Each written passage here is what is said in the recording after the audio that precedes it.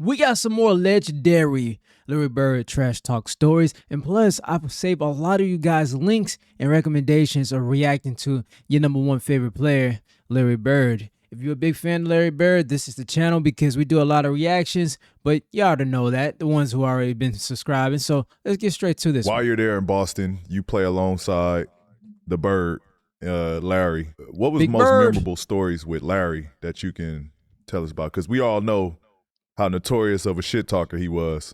Yeah, that was it. I mean, how much shit he talked, right? Because I thought when I first got there, and having grown up on the West Coast and always pulled against the Celtics when they were playing against the Lakers, you know, during the Showtime days, I was like, man, they letting this white boy who can't jump, who's not athletic, kill them like that. He ain't that damn good until I got there. Yeah. And I remember one of the first practices, he told me and Reggie Lewis, he said, I want to play you guys 1-on-2.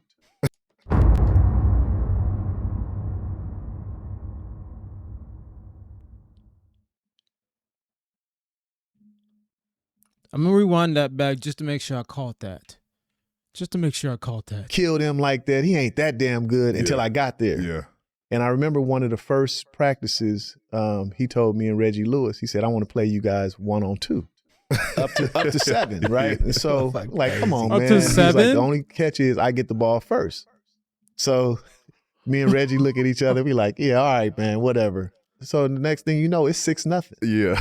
Right? We ain't even touched the ball yet. He hits his first 6 shots. Yeah. So when it got to be 6-0 and we go into 7, we like, because it would be like one of us would guard him and another one would be ready to try to get the rebound. So we was like, fuck that. We double teamed him.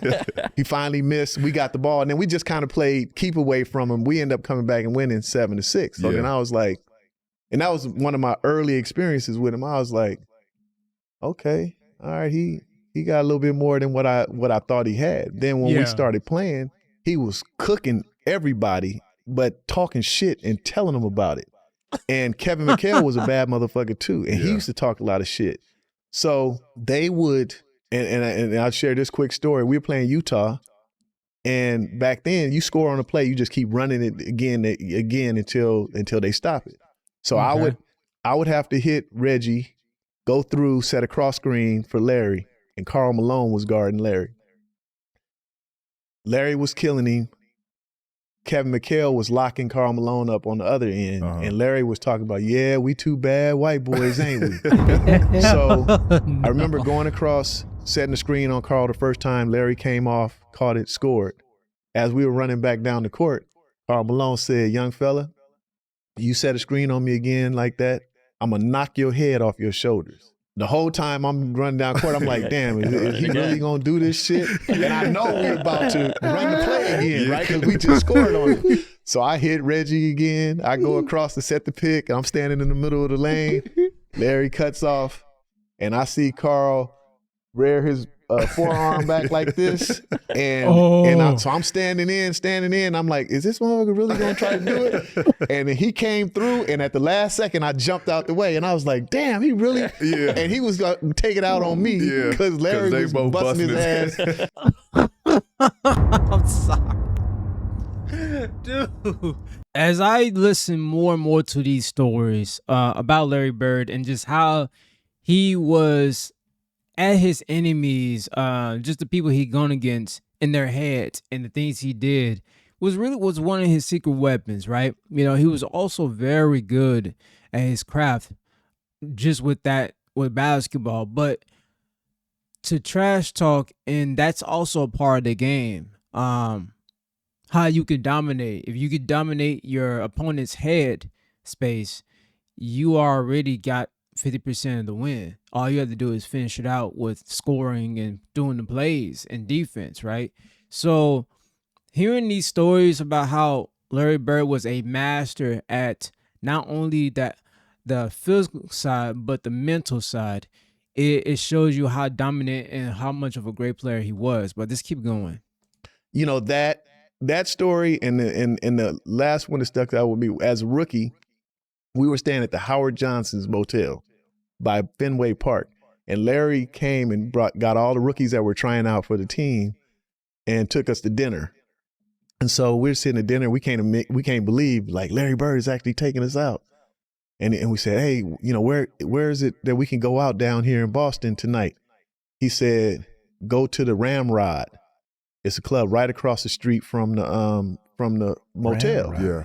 So the name right there, right, the Ramrod, I'm like, that don't sound right, right? Sound a little fishy. So we get back, you know, we wait until it gets a little bit later and shit, come out the motel, and across the street is the club, the Ramrod. So we come out and look, and it's a long ass line waiting to get in. So we walk across the street. It's dark out. It's all dudes in black leather and motorcycles and shit, but all not one single woman. Yeah. So we like, and the club is called the Ramrod. Hilarious. So we was like, oh, okay. He was trying to do us dirty.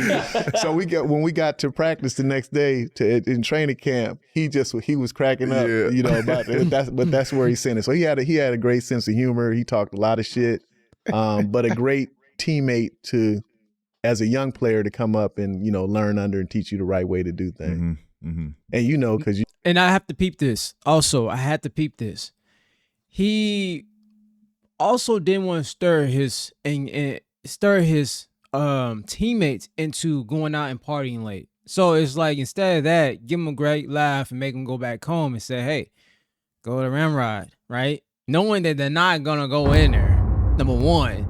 Number two, when they come back, they're not gonna be out late. I don't know if they stay out. They probably just went back home after that. But you know, you could tell that he wasn't a person who was out about being out late. Like, he probably still party and stuff like that, but he could have definitely gave them a spot to go out to, like some clubs and stuff to hang out with, but he didn't do that. He just, you know, recommended him somewhere else that he knew they wasn't gonna go in.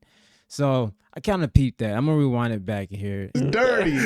So when we got to practice the next day in training camp, he was cracking up, you know, about it. But that's where he sent it. So he had a great sense of humor. He talked a lot of shit, but a great teammate as a young player to come up and, you know, learn under and teach you the right way to do things. Mm-hmm. Mm-hmm. And you know, because you played in Indiana when he was the president there. Mm-hmm. You know what kind of dude he was. Yeah. No, he was definitely a prankster. He was, you know, I had stories with him where, you know, I had some stuff that went on in my early career with, you know, I had this catfish situation, and he texted me the picture that got leaked, and it was just funny, him being, you know, the president and the relationship that we had. But that was him, man. He was just a prankster, and you know, he would have his days. I will say that. Some days, you know, not to fuck with Larry. But then, you know, for the most part, he was, you know, he was pretty cool and chill. We've heard the rumors that Larry would actually be offended if another white guy would be guarding him. Was that true? And do you have any stories of him kind of complaining about that? That's definitely true. He definitely took it as an insult if you put a white dude on him. And one example that I can remember, we were playing the Phoenix Suns. I think Cotton Fitzsimmons was their head coach. And they had a pretty good player, white dude named Tom Chambers. I don't know if you guys remember him. Tom Chambers a beast. I don't know what they're talking about. He's a beast. I've seen some of his highlights. Tom Chambers cold. I think Cotton Fitzsimmons was their head coach. And they had a pretty good player, white dude named Tom Chambers. I don't know if you guys remember him jumping over Mark Jackson when he dunked the ball. And Tom Chambers was guarding him, and Larry caught the ball in front of their bench, and like just turned around and just had a full on conversation with Cotton Fitzsimmons and their coaching staff. Y'all really gonna try to disrespect me like this? Y'all gonna put this white dude on me to think that he could guard me? Him? And then just turned around and just shot a jumper in his face and just went down court, you know, shaking his head. But like stuff like that was just commonplace, you know. But he definitely felt insulted if you tried to put a white dude on him. That's funny. So it was Tom Chambers that he said that with. Wow. Dude, I'm learning more and more. I'm learning more and more. Well, anyways, that is about it from that video. I got more videos coming. Thank you guys for tuning in. Hit that subscribe button and the like button.